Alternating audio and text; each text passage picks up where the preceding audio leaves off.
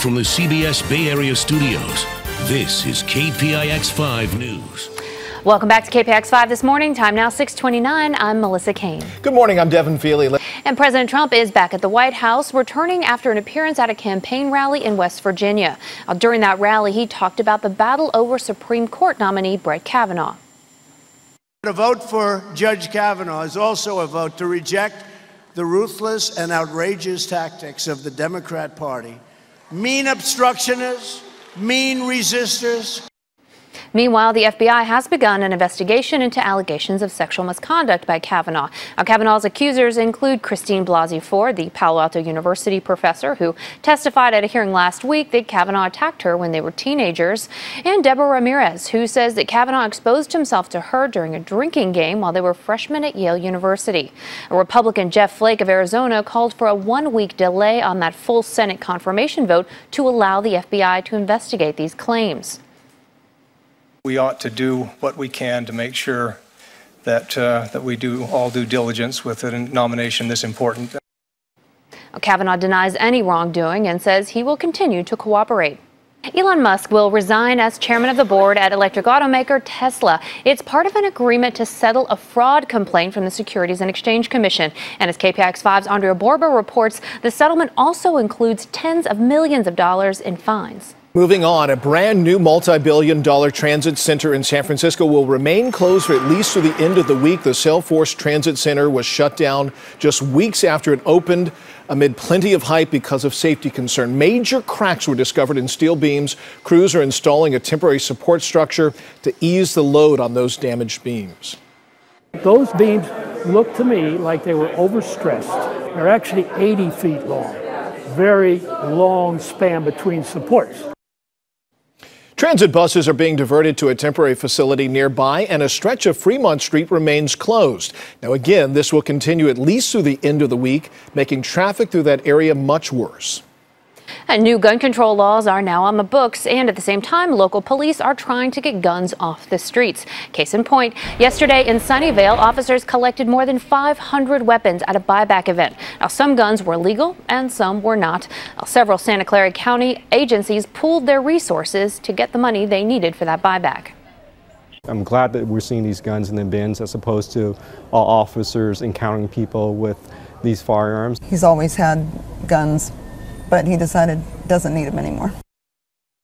And new laws just signed by the governor include an increase in the minimum age to 21 to buy shotguns and rifles, and a lifetime firearms ban for people convicted of serious domestic violence, and a ban for some mental health patients who are deemed a danger to themselves or to others. Teenager remains hospitalized in critical condition after he was attacked by a shark off the San Diego coast. Authorities say the 13-year-old was diving for lobster when he was attacked yesterday morning near Beacons Beach in Encinitas. His injuries are described as traumatic upper body wounds.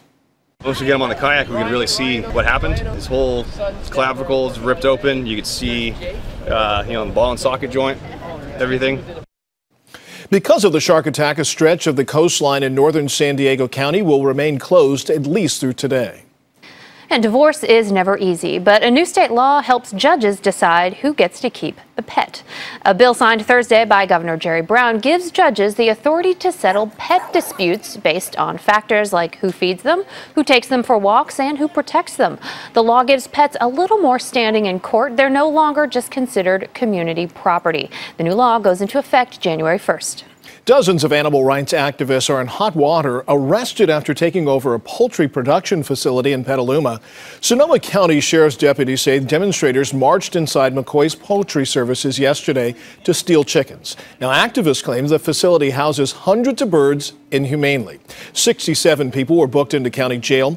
They face charges including trespassing and burglary. A year since the deadly shooting in Las Vegas, and one man wants to make sure that everyone remembers. He has put out a cross for each of the 58 people who died in that massacre. Greg Zanis first placed the crosses a year ago near the Mandalay Bay Hotel where the shooting happened. He's now bringing them back as a way to help people cope with the anniversary. Now, later this morning, he will also hold a 58-hour vigil.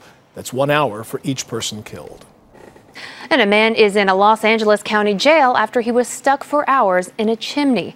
It happened yesterday in Claremont when authorities finally got the man out. He was covered in soot and then arrested soon afterward. Police believe he was trying to escape after stealing from the home. I just started yelling. I said, "Where are you?" And he said, "I'm stuck in the chimney and you need to help me. I've been here, I've been here all night. It's been here since 3 in the morning." And he goes, "I need water. I need water." Oh, he was briefly treated at a hospital for dehydration and then booked on burglary charges. It's a busy sports weekend here in the Bay Area, and one popular sports bar almost had to shut down before the action. A fire broke out yesterday at Ricky's Sports Theater and Grill in San Leandro. Now, luckily, no one was inside at the time. Firefighters were able to put out the flames in just 15 minutes, but it would have been a completely different story had they arrived any later. They were up on the roof, making sure that the fire didn't spread into the roof. And they said 5 more minutes and it would have been inside the building and it would have been bad. Staff from Ricky's Sports Bar didn't let the fire damage stand in their way. Several people pitched in to clean up so they could be open for this weekend's games. And a top official in an East Bay city is quitting. He says he's frustrated over the lack of progress on housing issues. Stephen Falk is the city manager in Lafayette, and he has long backed construction of high-density housing, especially in the downtown area around the Lafayette BART station. But he has clashed with the mayor as well as residents over his ideas for creating housing that's more affordable and close to public transit. Falk writes in a resignation letter, "I believe that adding multifamily housing at the BART station is the best way for Lafayette to do its part.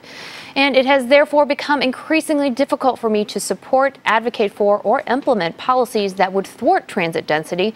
My conscience won't allow it." One of the Bay Area's biggest annual Christmas events will be cut short this season. San Jose's Christmas in the Park draws tens of thousands of people to the city's downtown each year. But this season, the event will close early on December 26th instead of January 1st. The reason, Plaza de Cesar Chavez is needed for events related to the college football playoff championship game, which will be held in neighboring Santa Clara on January 7th. And another Silicon Valley institution is closing its doors. Today is the last day of operations for Gilleys Coffee Shop in Los Gatos. Gilleys has been serving breakfast and lunch on North Santa Cruz Avenue for 36 years. The current owners told the San Jose Mercury News they're closing the eatery because of family obligations. In the East Bay, a shot at a second chance. Dozens of people filled Richmond Memorial Auditorium yesterday for what was called Clean Slate Day, a clinic for people who want to find out what's on their rap sheets, get legal advice, register to vote, and ultimately to clear their names. There's always a second chance for everyone. Mistakes in the past are mistakes in the past. So here I am trying to see what I can do for myself. It's a myriad of things that they have to go through in order to get an expungement done, and it's very legal and it's very technical, and it's one of the barriers to multiple things. Organizers say roughly 3 million Californians have criminal records. And a powerful typhoon is pelting parts of Japan, forcing the suspension of airline and train services. Typhoon Trami is also causing power outages and evacuations from areas still recovering from a typhoon last month. Japan has issued evacuation orders and warnings to about 700,000 households in the southern and western parts of the country. In Indonesia, an earthquake and a resulting tsunami are now linked to the deaths of more than 830 people, and authorities fear the death toll could climb much higher. The quake hit the central island of Sulawesi on Friday, creating a tsunami that reached as high as 20 feet. And parts of Greece are being battered by a rare Mediterranean hurricane. It's mainly affecting the southern part of that country, knocking out trees and shutting off power for thousands of people. Turkey and Bulgaria are also getting heavy rain. Another auto company is claiming a first in the race to get autonomous vehicles on the road. General Motors says the Cadillac Super Cruise is the first truly hands-free driver assist program on the market.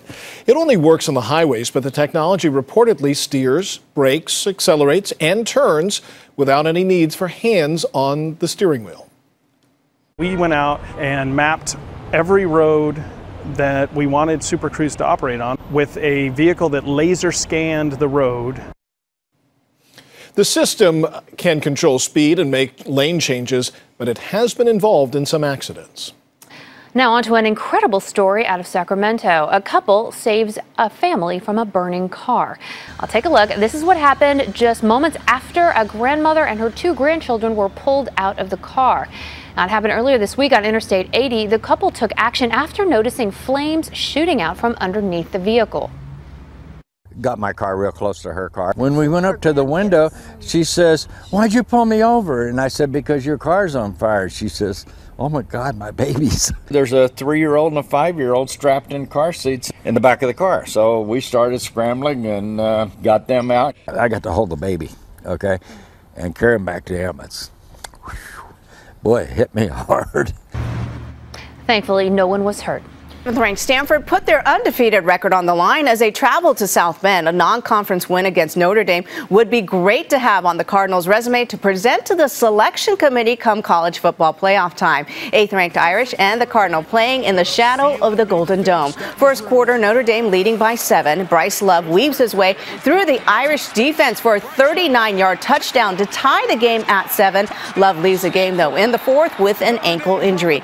Now 24-17 Notre Dame in the 4th. Ian Book swings it outside to Miles Moykin, who gets in from 8 yards out. The Irish win 38-17, handing the Cardinal their first loss of the year. Rams quarterback Jared Goff returning to his alma mater to watch Cal take on Oregon. Final minute of the first half, Ducks leading by 11. The Bears' Brandon McElwain is sacked, and Lamar Winston picks up the fumble and returns it for a touchdown, giving Oregon a 28-10 halftime lead.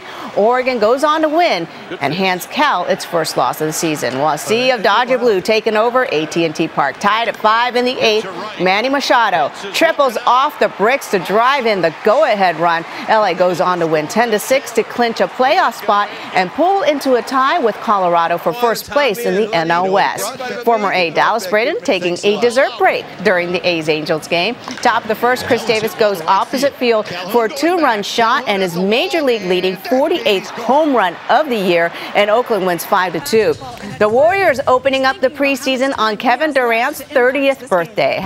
First quarter against Minnesota, Steph Curry knocks down one of his 5 threes. He leads Golden State with 21 points overall, but the Timberwolves win 114-110. And just a reminder today, all the baseball games start at 12:05. It is the final regular season game of the year. Andrea Nakano, KPIX 5 Sports.